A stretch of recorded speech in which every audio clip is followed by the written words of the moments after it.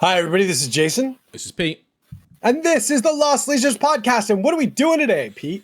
We are talking more about fixing line and other simple mission mechanics. So this is going to become a little bit of a, not a theme, that's the wrong word, but a topic for maybe the next few weeks or so between me and Jay. We're messing around and bouncing ideas off about line mainly, but fixing other things as well with missions. So Jay's put some ideas together. Spoilers, I've not actually really spoke to you about this to any great deal, have I, so far? So you're going to be presenting this one to me pretty much. And then, like when I presented mine to you, I'll try and pick it apart and we'll have a bit of conversation about it and go from there. Perfect. Yeah. So Pete basically, we have another video. We'll try to link it in the comments where Pete actually came up with a mission. I actually came up with an idea for how to change line and then made a sample mission is what this is. So the mission's not been really thought out too much. It's just kind of been thrown together. But the idea for line is to kind of show you how I was intending to use it. So why don't we jump in and we can talk about it. Yeah. Go ahead and jump to the first priority. So what page priority, but I don't know what I'm thinking. So what I kind of came up with was, after talking to you, I was thinking of the way heralds work. I was like, what if line works like heralds work? So in this version of how we use it, and again, like Pete and I had talked about putting together a pack. So eventually this is kind of where we're moving at with the different missions and the different ways to use line. So hopefully, nobody will be able to gamify their lists. You're going to have to play through the pack, and we'll eventually get to this. I think we have a couple more ideas. Yeah, we might do like an event in the future where we then use this pack or something, right? So it'll be like over the 4 games over a weekend, each mission would be loosely based one different type. Yeah, exactly. And and your ideas also help. So please feel free to critique and put stuff in the comments and help us develop these ideas as we go through them. But this is sort of like the line points is what I was thinking on in this case. So line works the same for contesting objectives. You add your line to your unit, and then that's how you contest objectives. No change there. You score whatever the objectives is worth if you're a line unit. So if objectives are worth 1, you score 1. If objectives are 2 or 3, you score those points. Then when the line unit scores, it creates a bonus point pool, just like the Herald points. You create line points. And you put those aside. You can track them with the dice. You can track them with dots. You can track them with whatever you want. But they're connected to that unit. And then when you're wiped out, you lose all of those points. So all of those bonus points will be scored at the end of the game if you keep them around. But if your unit dies, they will score none of those bonus points. So you're kind of in a situation where, do you run up, score some bonus points, and then go hide? This will make other units able to score and not be as vulnerable. Like, so maybe you want to score some victory points, then throw them in the Rhino, do something like that.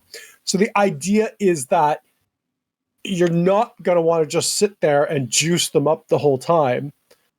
Because they're going to be vulnerable at that point. So let's move on to Vanguard. I guess you'd probably want to keep this tracking on the table next to the unit. Just thinking about it, so your opponent and you can see what units are actually worth keeping alive, rather than having a big pool of points to the side. Would make sense. Glass beads or something would be great to just pile next to them and move them around with them. Yeah. And then, so move to the next is Vanguard. So I thought interesting way to deal with Vanguard was no actual changes to the way Vanguard works. So people can move react off, but I did this kind of for a reason. Okay. Vanguards can score 1 point if they take an objective.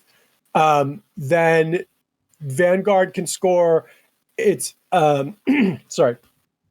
score if they're on the objective and you destroy them, you can score your Vanguard points. Or if they have the line points, you can score up to your Vanguard points if you destroy them. Like, so if you're Vanguard 4 and they have 6 line points because they've been hiding 6 line points and they run away from the objective, they're off the objective in the back of the table. You destroy them, you can get up to whatever your Vanguard points are. So you get 4 Vanguard points victory points for destroying them.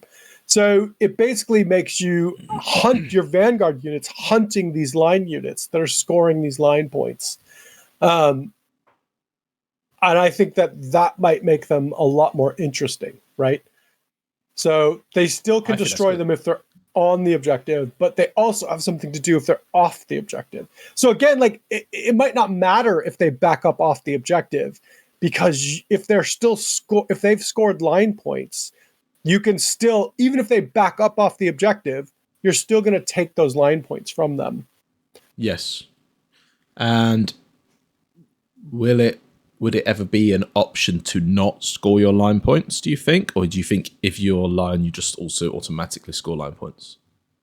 Do you know what I mean? Because you could be in a position where you go, well, I'm not going to bother scoring my line points because I'm I don't want to make this an attractive unit. That's an interesting question, which I think actually would require some play. Yeah, okay. Because I think sometimes it might be actually kind of advantageous. So I think Pete and I are also going to get together in January and play through some of these line missions. And I think that's something that would require some play to see.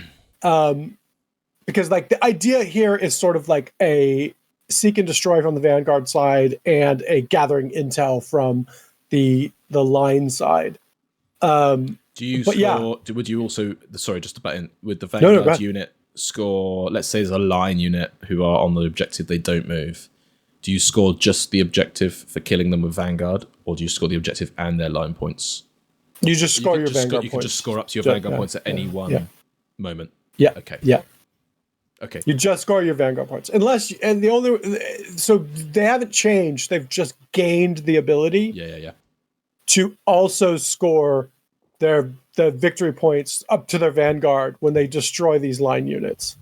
Okay. Who have captured line points. Yeah, because you could like gun down you could gun down like the remnants of a tactical squad running away and then charge another unit holding an objective and score Vanguard twice in a turn.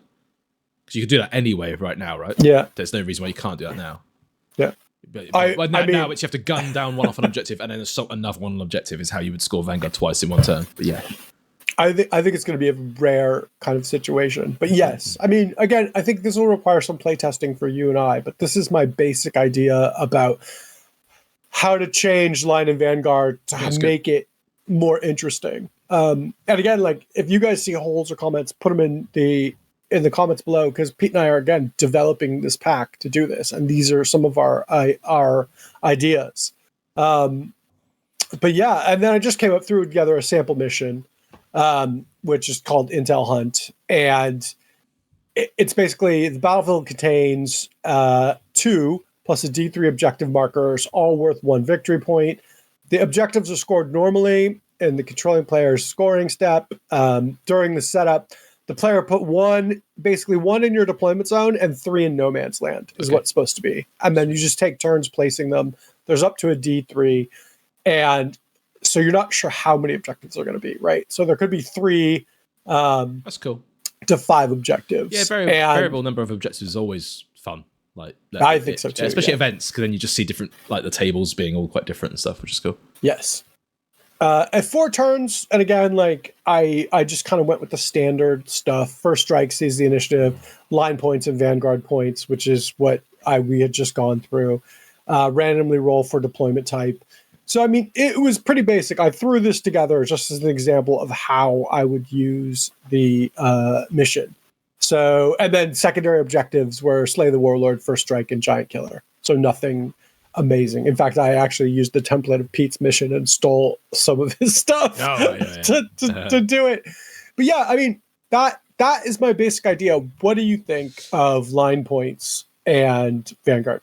Yeah, I think that's great. I think there's so much we can tinker with like minor changes to the way line works and then change the game in its entirety.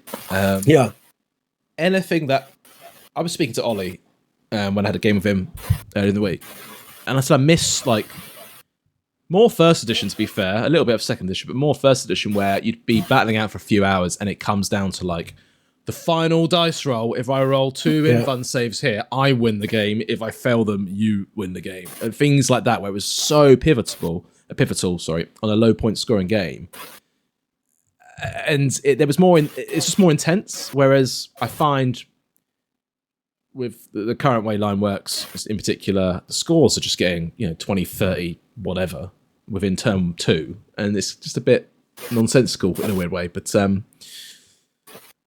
I think there are minor changes we keep making, which will improve it. There's a lot more games where people are running away with it. It doesn't always happen, but like there seems to be a lot more games now where one side is running away with it, and you just keep playing for the love of playing, right? And it's just like, but you're like, oh, I'm glad this game is only 4 turns because I can only get drubbed for so long, right? So it is. I'm curious if Games Workshop will actually come out with something, because they have to be aware of the problem of this. And like, I think it really does come down to the missions and the way the missions work. Yeah. Anything about the scoring in missions in this edition is pretty crap, really. Yeah. It's not been well thought out, has it? No. Which is really interesting, because that's the first thing that you should probably get right playtesting is, in my humble non-playtesting opinion, the core mechanics of how the game works from a who wins, like how you actually play it through, should be, the conditions of victory should be pretty solid. I think the funny part is I find the rest of the mechanics and the units really solid. Amazing. Yeah, right. Really. And I been my favorite addition for a lot of those. Maybe not like the choices. The choices have been slimmed down a little bit too much, but like the actual mechanics of the game, I find just very enjoyable and easy and smooth. And then the scoring and the cover are the 2 things that I'm just like, what were you guys thinking? Yeah.